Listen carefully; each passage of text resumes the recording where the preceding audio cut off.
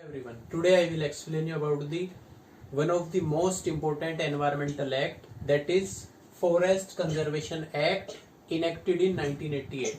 Now first of all you should know what are the objectives of this Forest Conservation Act. The objective of this act is to conserve and protect forest resources, conservation of forest and related issues. Related issues means deforestation and the illegal consumption of the forest resources. So this is the main objective of this act. Next is, it covers all type of forest, means irrespective to the type of the forest, it cover all type of forests. All type means forest may be reserve forest, it may be protected forest, or it may be any forested land that comes under private ownership, है ना. तो it is applicable for all type of forest and all over the India. Under this act there is National Forest Policy that was signed in 1980.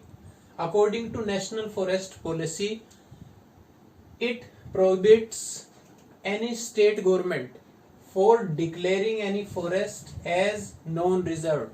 Means क्या मतलब इसका कि कोई भी state government किसी फॉरेस्ट लैंड को अनरिजर्व डिक्लेयर नहीं कर सकती है. मीन्स कि फॉरेस्ट लैंड को कमर्शियल पर्पस के लिए यूज नहीं कर सकती है without the prior permission of the central government. So this is the condition, without the prior permission of the central government.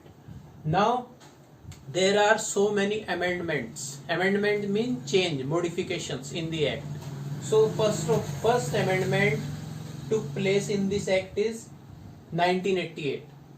According to amendments, two main points here. We have two main points. First is it prohibits leasing of forest land to anybody. Means क्या मतलब इसका कि कोई भी state government forest land को lease पर नहीं दे सकती है किसी प्राइवेट बॉडी को. This is not permitted.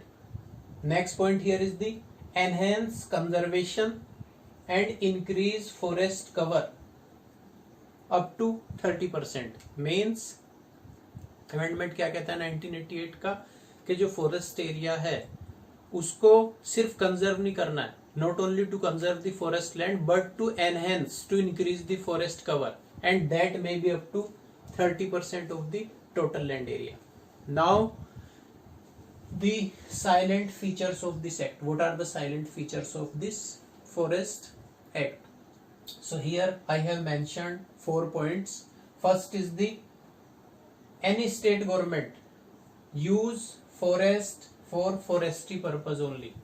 Means जो state government है वो forest land को सिर्फ फॉरेस्ट्री पर्पज के लिए ही यूज कर सकती है. Forestry purpose means forestation, to increase the forest cover for the conservation and the protection of forest. Next point is, if any state government want to use for other purpose it has to take approval. अगर कोई state government forest land को use करना चाहती है किसी दूसरे purpose के लिए, दूसरा purpose for example mining activity from the river beds, so that state government has to take approval from the central government. Central government से उसको अप्रूवल लेना ही होगा. बिना सेंट्रल गवर्नमेंट के अप्रूवल के कोई भी स्टेट गवर्नमेंट फॉरेस्ट रिसोर्सेज को एक्सट्रैक्ट नहीं कर सकती, यूज नहीं कर सकती. Next point here is the main point, provision for conservation of all type of forest. I have already discussed this point here. Means there is the provision for the conservation of all type of forest, whether it is reserve forest, whether it is protected forest. Reserve forest means, for example, that forest area that comes under biosphere reserves, that is the example of reserve forest. Protected forest, for example, national parks, the forest that comes under national park, that is the protected forest. So there is the provision for conservation of all type of forest. And the last point here is any illegal non-forest activity within a forest can be immediately stopped. अगर किसी forest area में कोई illegal non forest activity हो रही है तो उसको जल्द से जल्द रोका जाए. So these are some silent features of forest conservation act 1980. Now the second point under this amendment is there is the complete prohibition, totally prohibited for any exploration and survey. किसी भी wild life sanctuary, national park या फिर biosphere reserve का जो reserve part होता है उसमें कोई भी एंट्री प्रोहिबिटेड है, टोटली प्रोहिबिटेड. तो that is the second amendment in this act. Third point is the cultivation of T, coffee, rubber or any other cultivation activity that is considered as non-forest activity and not allowed in the forest. Forest area में जो reserve forest है आपका या जो protected forest है उसमें कोई भी किसी भी तरह की कल्टीवेशन अलाउड नहीं है. That is also the part of this act. Fourth is the mining activity. Mining activity को नॉन फॉरेस्ट एक्टिविटी कंसिडर किया जाता है. Mining activity is a non forest activity but here according to the amendment that was in 1992, mining activity can be allowed in forest but with the permission from the central government. किसी भी state government को central government से पहले permission लेनी होगी. अगर permission मिल जाती है तो उसके बाद माइनिंग एक्टिविटी वहां पे अलाउ की जा सकती है. So this is the fourth main point. Last is the any non forest activity. कोई भी नॉन फॉरेस्ट एक्टिविटी फॉरेस्ट में, फॉर एग्जाम्पल अभी हमने माइनिंग की बात की. Mining is considered as non forest activity. So for such type of activities that are non-forest activity must have two criterias. First criteria, that is cost benefit analysis, and second is the EIS.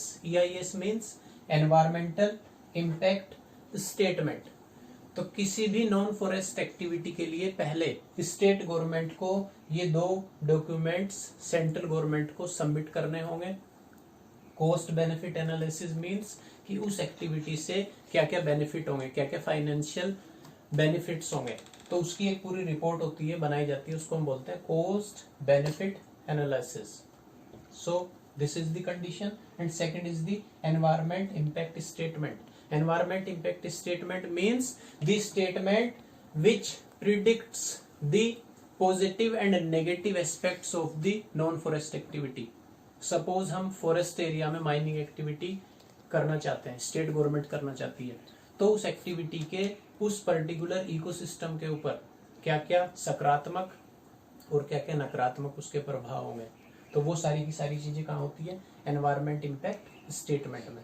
तो based on the review of these two documents that particular activity can be permitted in the forest. So this is all about the Forest Conservation Act 1980 and its amendment 1988 and 1992. Thank you very much.